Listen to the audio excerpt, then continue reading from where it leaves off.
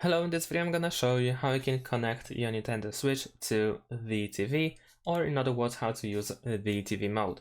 So what you need to do is first of all use the dock of Nintendo Switch. We need to turn it around, and then over here we need to open this panel, like so.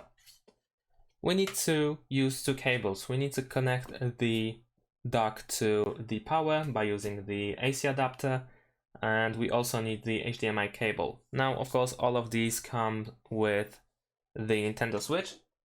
So first of all, let's connect the AC adapter. Just put it over here, like so, plug it in. And of course, for HDMI cable, you need to insert it where it says HDMI out, and use this side over here where it says Nintendo, like so. Now, once we have them plugged in, we can cover it, like so.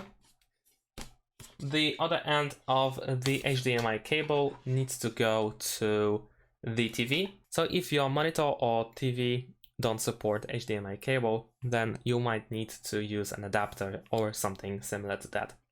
Once you connect the cable to both the dock and your TV, what you need to do is simply put the switch into the dock.